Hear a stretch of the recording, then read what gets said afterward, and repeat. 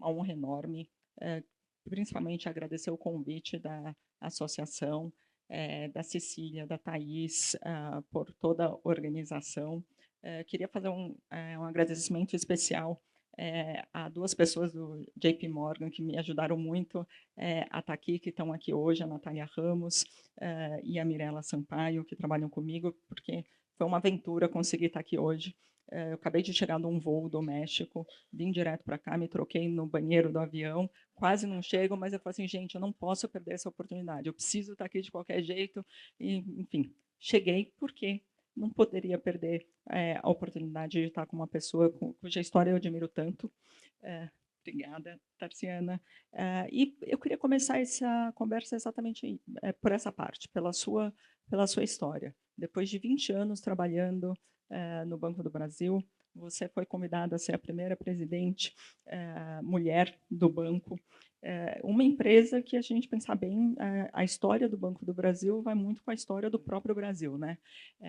Bom, eu sou economista, quem estudou economia sabe disso, sempre ouvindo muito sobre o Banco do Brasil. Queria ouvir um pouquinho de você, o que mais te motivou para essa carreira e o que você gostaria de deixar de legado? Bom dia a todas. Primeiro, agradecer o convite por estar aqui hoje com vocês. É uma honra imensa. Muito obrigada. É sempre muito importante poder falar sobre equidade e inclusão. E um evento como esse, em que a gente tem a oportunidade de discutir de maneira muito aberta e com todas e todos aqui ouvindo, é muito interessante. Então, antes de qualquer coisa, muito obrigada mesmo pelo convite. Eu sou uma mulher paraibana, de nordestina, lá da cidade de Campina Grande, inclusive depois daqui eu vou para Campina Grande, aproveitar o São João um pouquinho também, que é, gente, o maior e melhor do mundo, tá? Só para a gente deixar isso muito claro. Então, já perceberam que eu sou bairrista, além de tudo. Mas cresci na Paraíba, iniciei a minha carreira profissional como feirante. Eu sempre fui vendedora, sempre vendi de tudo. Fui professora e, no ano 2000, fiz concurso para o Banco do Brasil. E o que mais me motivou a trabalhar no Banco do Brasil é que, quando eu era criança, eu tinha uma... Lá na Paraíba chama fiteiro, aqui chama banca.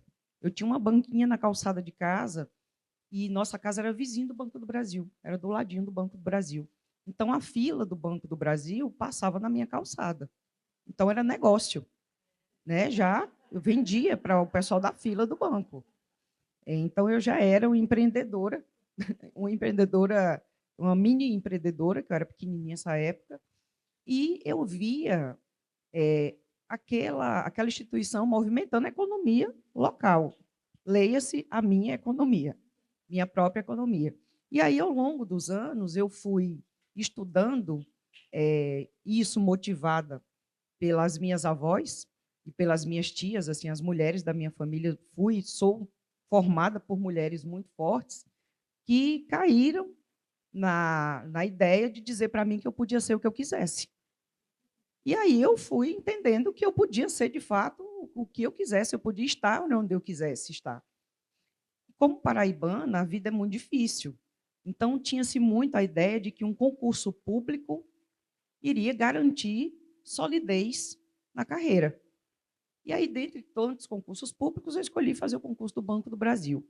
E interessante que eu fui para a Bahia para fazer uma visita a um ex-noivo, acho que é interessante isso, e vi uma fila no Banco do Brasil. E aí, fila no Banco do Brasil, para mim, é coisa boa, sempre foi, a vida inteira. Era a fila de inscrição do concurso do banco. Então, fiz o concurso do banco, tomei posse na Bahia, no interior da Bahia, numa cidadezinha com 9 funcionários e 6 mil habitantes, e estou nessa empresa há 24 anos. Então, desde que eu entrei no banco, tem uma coisa que é muito interessante, que é o jeito que a gente se forma dentro do banco. Então, toda a minha formação cultural, profissional, ela se forjou dentro dessa empresa, que tem como premissa cuidar dos funcionários, porque se sabe que a gente passa a vida inteira na empresa. Passa o tempo. É normal que alguém se aposente, passe 30 anos trabalhando e se aposente no banco. E eu acompanhei a evolução, a minha evolução profissional confunde-se com a evolução da vida de muitos clientes. Então, desde muito cedo, eu entendi esse papel do banco no desenvolvimento das sociedades, das comunidades locais. E eu nunca entendi por que o mundo não sabia disso. O Banco do Brasil é um conglomerado com mais de 80 empresas, é um dos maiores conglomerados financeiros do mundo. Nós somos hoje o maior banco público, mas um dos maiores do sistema financeiro nacional. Em termos de resultado financeiro, somos o maior em resultado financeiro. Somos o banco mais sustentável do mundo. Nós temos, dentro do banco, um recorte exato do que é a diversidade da sociedade brasileira. Somos 125 mil colegas. Então, o que eu pretendo deixar de legado, e a gente está trabalhando nessa construção, é principalmente que a diversidade que a população brasileira, que o nosso país tem na sua população, esteja espelhada dentro da hierarquia corporativa. E aí, leia-se 50% de mulheres em cargos de gestão. Porque nós somos 50% da população. Quando a gente vê os recortes de raça, gênero, cor, conhecimento, diversidades de origens e de culturas, isso precisa estar refletido nos diversos níveis hierárquicos da empresa. E nós já avançamos bastante nisso. Hoje nós temos o conselho de administração e o conselho diretor mais diverso do sistema financeiro. Pela primeira vez, nós temos equidade de gênero no conselho de administração, nós temos 2 colegas negros no conselho de administração e nós temos colegas LGBTs no conselho de administração do Banco do Brasil. Isso é inédito na história do banco em 215 anos. Então, se eu pretendo deixar de legado esse que já está em construção, essa diversidade, não só de cor, raça, de equidade, mas também de diversidade de fontes de resultado desse banco. Porque nós somos um país extremamente diverso, nós somos um país continental. Nós temos diversas fontes econômicas, diversas fontes de riquezas. E aí, o outro legado é que o mundo saiba que o Brasil tem uma empresa como o Banco do Brasil, que é pública e de economia mista, que tem governança reconhecida no mundo e que é o banco mais sustentável do mundo. Então, esse é o legado que eu pretendo deixar para a empresa. Adorei a ambição, muito bom. E já está conquistando uma boa parte dele. Impressionante. Bom, falar um pouquinho agora entrar mais no dia a dia, falar um pouquinho de economia, puxar um pouquinho a sardinha para a minha área. Nos últimos 20 anos, 24 anos, desde que você entrou no Banco do Brasil, a gente viu o sistema bancário passou por diversas mudanças em termos de regulação, inovações tecnológicas, digitalização, PIX, e tudo isso sempre inserido num contexto econômico que é super importante para análise para o futuro. Queria ouvir um pouquinho de você, assim, hoje a gente olha para o Brasil e a gente vê vários desafios, né? O crescimento ainda é baixo, muita desigualdade de distribuição de renda, o lado fiscal, bom, sempre também é um problema muito grande, mas também tem muitas oportunidades. A gente implementou uma série de reformas nos últimos anos, aí o destaque para a reforma tributária aprovada no ano passado. E como você enxerga, na sua visão, as perspectivas econômicas para o Brasil hoje? Eu sou muito otimista com as perspectivas econômicas para o Brasil. É interessante a gente entender o contexto econômico atual. Sempre tem me perguntado, as pessoas têm me perguntado assim, em várias entrevistas, Tassi, a que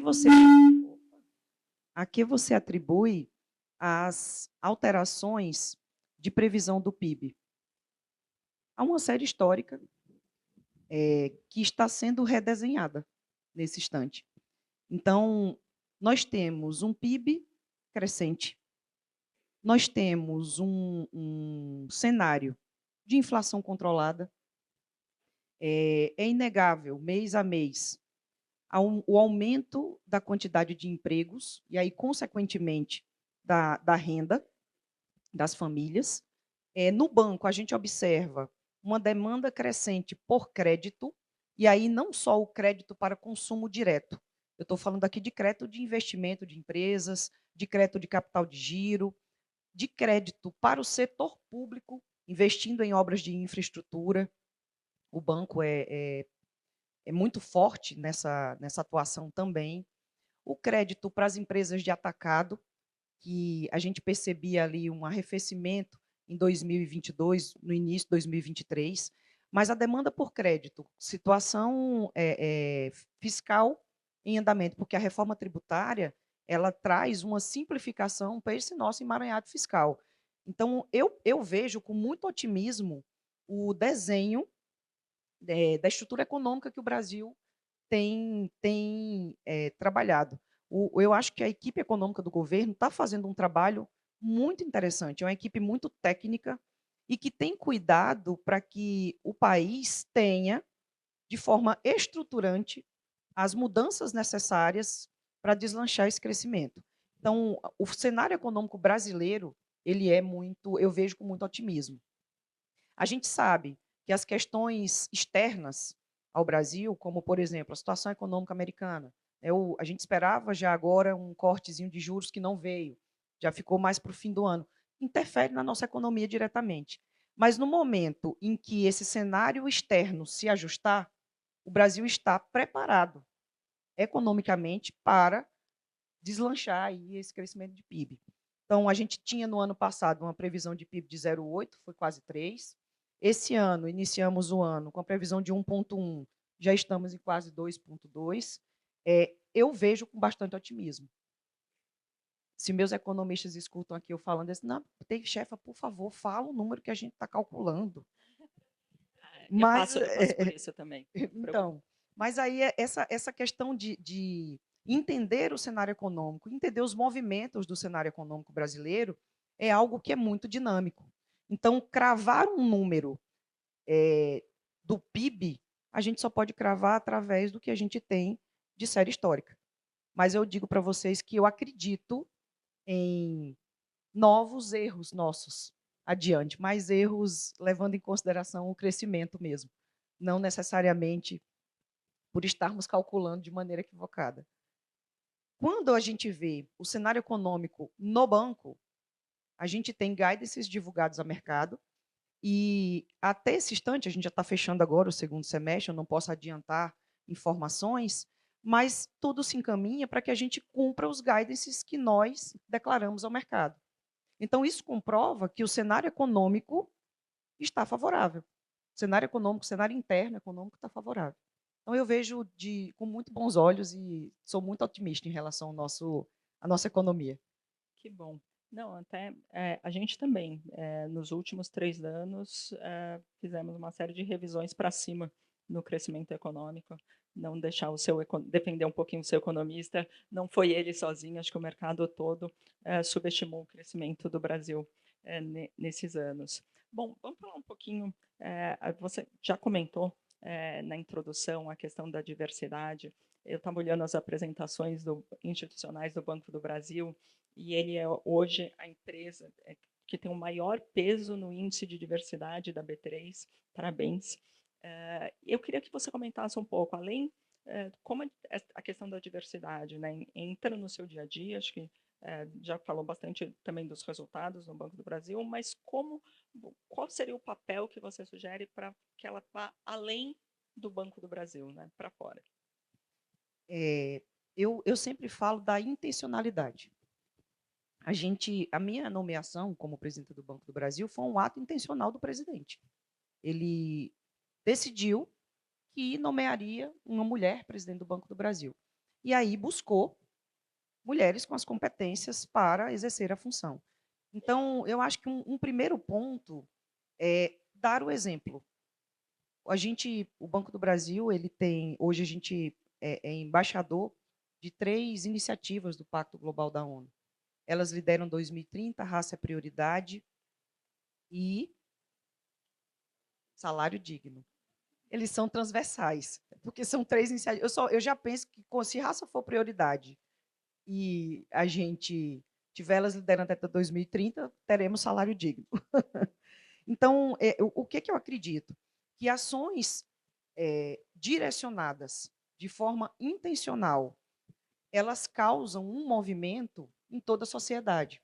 Então, o banco, ao se tornar embaixador de importantes iniciativas do Pacto Global, ao se tornar parceiro dos ministérios nessa busca por equidade, igualdade e inclusão.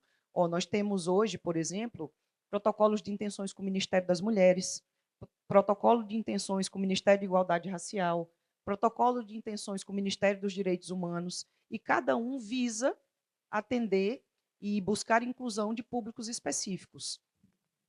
No instante em que a gente vai ao encontro das políticas públicas e leva o banco como um instrumento de execução dessa política, a gente dá exemplo para outras empresas. A gente busca outras empresas e nós somos um conglomerado com 83 milhões de clientes. E aí é interessante dizer que quando a gente leva para a sociedade o que está sendo feito, a gente toca e causa mudança e transformação na própria sociedade.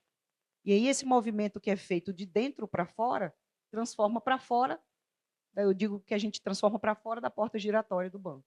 Então, eu acredito que buscar outros parceiros, mas buscar outros parceiros de forma consistente. Eu sempre brinco que a gente tem muitas iniciativas e que é preciso acabativas. Então, se a gente tem as acabativas e a gente dá exemplo dessas acabativas e chama outros parceiros, eu penso que a gente consegue levar esse movimento de dentro para fora. Então, estarmos no IDVERSA com maior peso nos papéis que compõem o índice, para nós é motivo de muito orgulho e já é fruto de parte desse trabalho. E aí, outras empresas que fazem parte do IDVERSA já estão buscando conosco como fazer para alcançar esses nossos índices. Então, eu acredito muito nesse movimento de transformação em que há um vetor que busca transformar, mas que leva o outro junto. Legal. Quando a gente fala um pouco de desigualdade, né, a gente entra num círculo vicioso, que é a questão do acesso ao crédito, que também é bastante desigual no nosso país, né? Principalmente porque o acesso ao crédito depende das garantias, né? No banco tem toda a equipe de risco, vai depender de quanto cada um pode dar de garantias. E isso acaba gerando um ciclo reprodutivo dessa desigualdade. E a gente vê especialmente o acesso ao crédito é mais difícil para mulheres, especialmente até para mulheres negras, né? Na distribuição do crédito. Como o Banco do Brasil tenta trabalhar essa questão da desigualdade no acesso ao crédito? Se tem algumas iniciativas que foram feitas e até se você puder dar um exemplo específico aqui para dividir com todo mundo que está participando desse evento, mas também outras instituições que possam ser replicadas. Gente, primeira coisa é aceitar que tem desigualdade. Antes de qualquer coisa, é reconhecer que é desigual. E que quer mudar. E que tem que mudar. Então, desde o primeiro dia, no discurso de posse, eu digo que dar crédito é acreditar nas pessoas. E você não acredita em quem você não conhece. Então, o primeiro ponto é conhecer as pessoas. E aí tem uma coisa que é interessante, que é assim, existem modelos de risco e modelos de análise de crédito. O banco é uma instituição bicentenária. E o que eu quero trazer com isso? Eu quero trazer com isso os vieses nos desenvolvimentos dos modelos.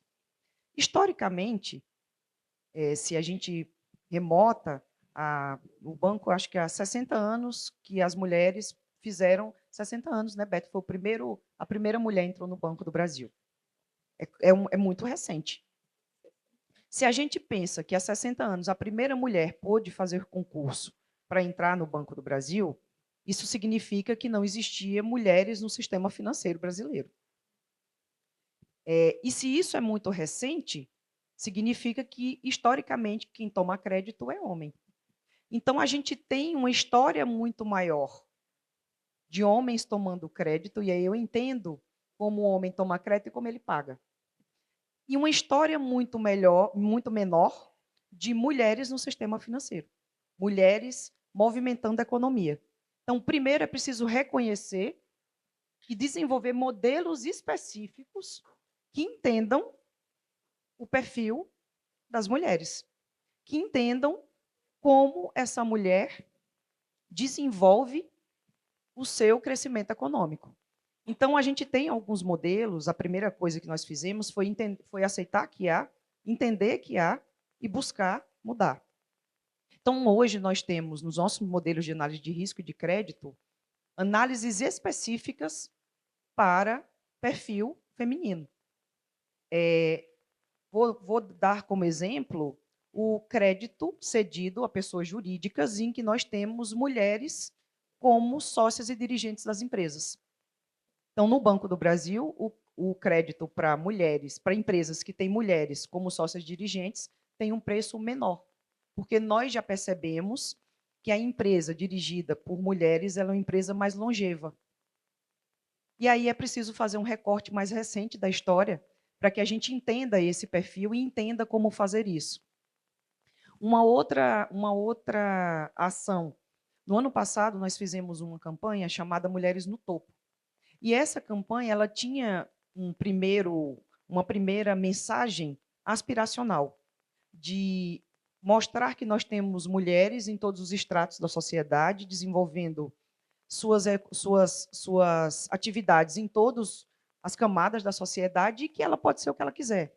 Ela pode ter o sonho que ela quiser, e o que o topo de cada uma é cada uma de nós que escolhe. Que o topo pode ser formar família, que pode ser ser CEO, se tornar CEO de uma empresa, que pode ser desenvolver suas carreiras e seus negócios, e que para isso ela precisa de apoio. Então, junto dessa campanha, nós lançamos uma plataforma chamada Mulheres no Topo.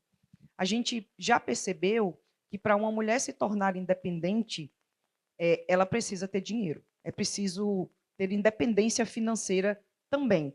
Então, para isso, tem alguns pilares que são muito importantes: saúde, segurança, capacitação e acesso ao crédito.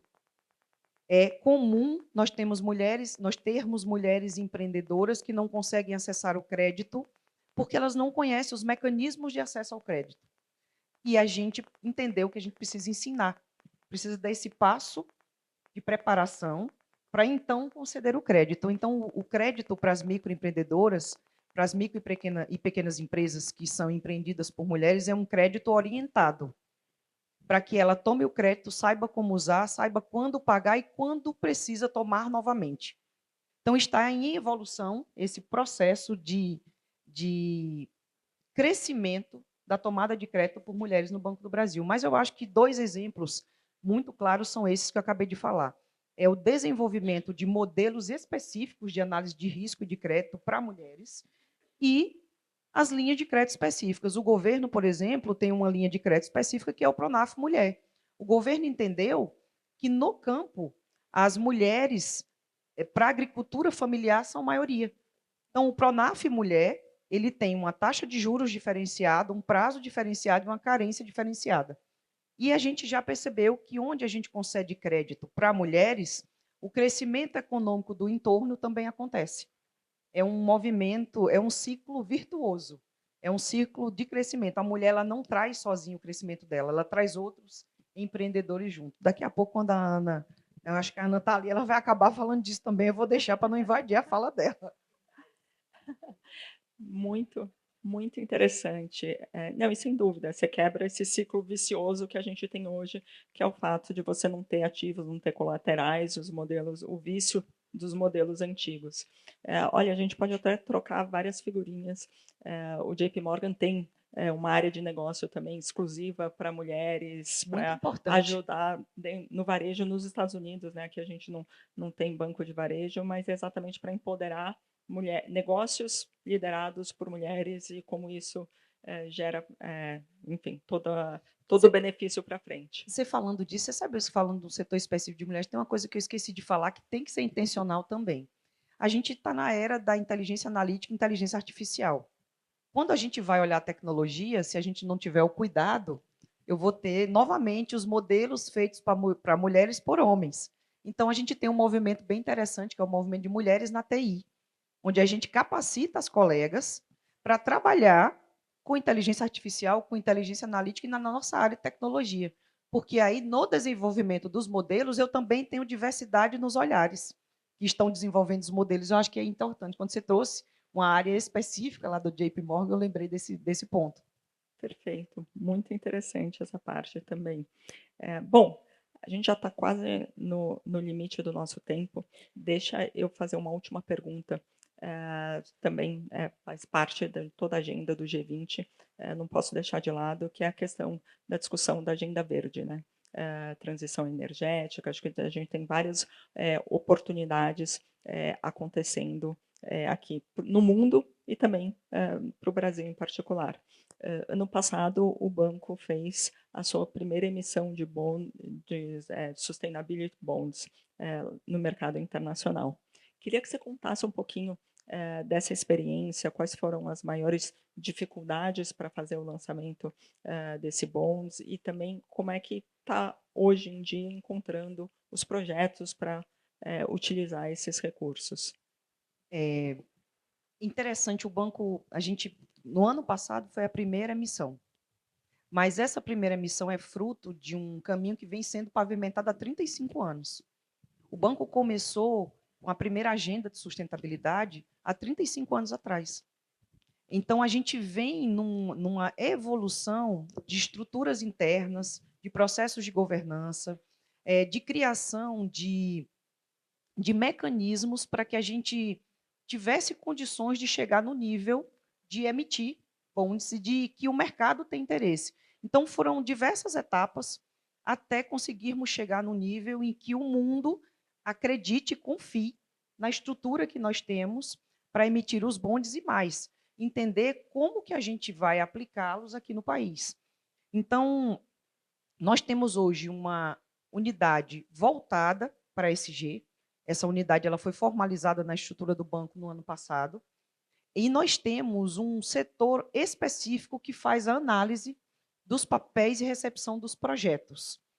Então, a capilaridade do banco. Nós somos um banco que está presente em 98% dos municípios brasileiros. O fato de nós estarmos inseridos no dia a dia das comunidades e conhecendo as necessidades a fundo, de sermos o banco do agronegócio e da agricultura familiar, e de nós termos a expertise na distribuição, fez com que fosse um sucesso absoluto as emissões de bondes no ano passado, mas muito mais que isso, fez com que o mercado internacional entendesse que nós temos sim a capacidade de captar e de distribuir nos projetos adequados. Então, nós temos já vários projetos em andamento com governos estaduais e municipais. Nós temos projetos para micro e pequenas empresas em bioeconomia, principalmente no norte do país, e nós temos projetos já voltados para empreendedorismo feminino e para inclusão, e para projetos de quilombolas, indígenas. É bem interessante. Nós temos já uma cadeia completa de projetos para investimento e para concessão de crédito que foram frutos dos quase 10 bilhões de reais que nós captamos.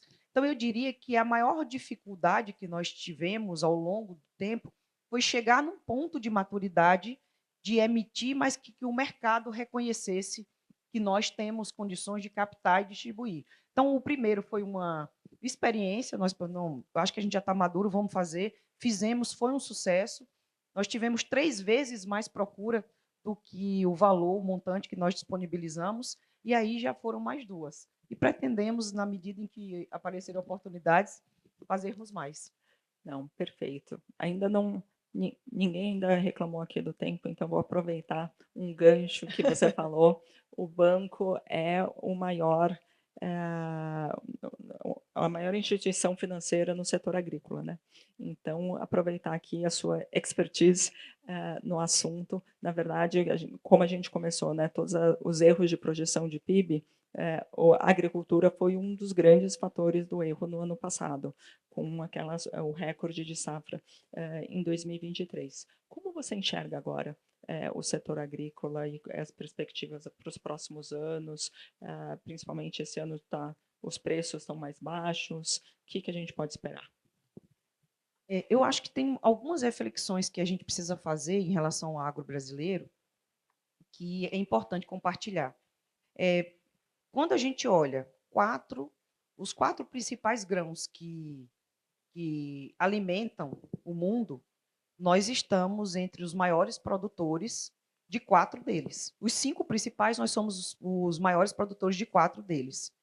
A tendência da população mundial é aumentar, ou seja, a tendência é que o mundo precise cada vez mais se alimentar. Então, olhando para um futuro econômico do agro, é um futuro extremamente sustentável. Então, economicamente falando, o agro brasileiro se sustenta de forma. O agro brasileiro é viável de forma sustentável por muito mais anos. E vai ser e permanecerá sendo um dos fatores mais importantes de crescimento do PIB ou que afetam o PIB como a previsão desse ano. Quando a gente verifica internamente o que está acontecendo, o banco hoje tem 30%, 33% da carteira nossa de crédito total é uma carteira agro. Do total dessa, 50% é do agro. Desse total da carteira do banco, 33% é uma carteira verde. Então, eu digo que nós somos o banco mais sustentável do mundo, porque nós também temos os clientes mais responsáveis do mundo. Então, o banco tem uma preocupação legítima na concessão desse crédito para que a gente entenda como esse produtor está produzindo da melhor forma. Então, o que é que a gente tem percebido? Uma evolução no investimento em tecnologia do agro brasileiro, tanto na pecuária quanto na agricultura. E esse investimento em tecnologia, ele transcende o agronegócio, o agrobusiness, que a gente trata daquele. Vou falar aqui do grande produtor de soja, por exemplo. Não, o pequeno agricultor tem investido em tecnologia. O pequeno agricultor tem investido no manejo adequado da terra, tem se preocupado em produzir de forma sustentável. E isso é muito importante. 80% do que vem para a nossa mesa é produzido pela agricultura familiar. E boa parte do que a gente exporta é produzido já de maneira sustentável, utilizando tecnologias adequadas. Eu diria que o Brasil hoje é uma das grandes potências mundiais em tecnologia no agronegócio. Nós temos exceções e temos problemas a tratar? Temos sim. Não vamos tapar o sol com a peneira. Temos problemas a tratar. Por exemplo, recuperação de áreas degradadas é algo que a gente precisa investir. Hoje, só para vocês terem ideia, o Brasil tem aproximadamente 40 milhões de hectares de áreas degradadas. Se nós recuperarmos essas áreas, nunca mais é necessário desmatar nem 1 metro quadrado no país. É possível produzir de forma sustentável, alimentar o mundo sem derrubar mais nenhuma árvore. Então, essa missão de cuidar para que essa produção seja cada vez mais sustentável, para que a gente tenha tecnologia embarcada, para que a gente tenha o nosso produto sendo produzido da melhor forma, ajudando aqui a balança comercial brasileira, é uma missão do banco e eu tenho percebido como uma missão abraçada pelos clientes, pelos produtores. E é uma exigência cada vez maior do mundo que essa produção seja sustentável.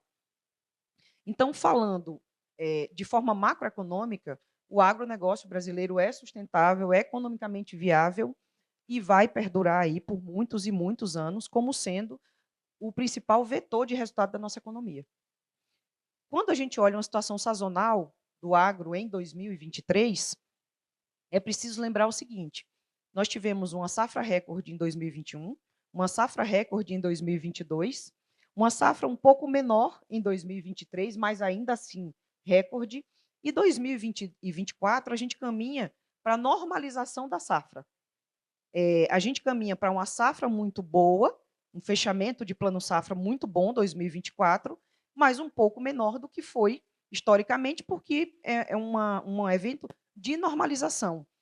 Prova disso é que a gente fechou 2023 cumprindo o guidance que nós dissemos que seria cumprido para o mercado agro. Em 2024, nós já estamos fechando, aí já emprestamos 200 bilhões de reais para o agro, isso é 18% mais do que foi no ano anterior.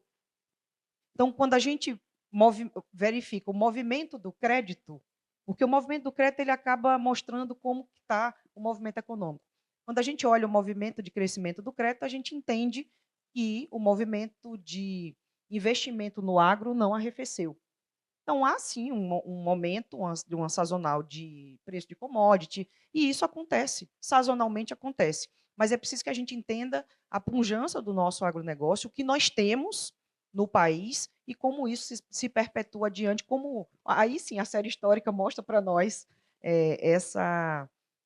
esse importante vetor da nossa economia, e o Banco do Brasil pretende continuar aí por mais 200 e tantos anos, ao menos sendo o banco do agro brasileiro. Perfeito. Gente, queria agradecer enormemente a oportunidade de novo, e agradecer a Tarciana por essa aula, sobretudo, vários temas, né? A gente foi uma agenda bastante diversa em termos de temas. Muito obrigada. Obrigada a todo mundo. Muito obrigada, Cassiana, pelo momento. Foi extremamente rico e é muito bom quando a gente tem a oportunidade de falar de tudo que está se fazendo. Né? Eu fico muito feliz quando eu tenho oportunidades como a de hoje. Então, agradecer mais uma vez o convite e dizer que toda vez que tiver possibilidade de falar de tudo isso, podem me convidar que eu venho, tá? Obrigada, gente.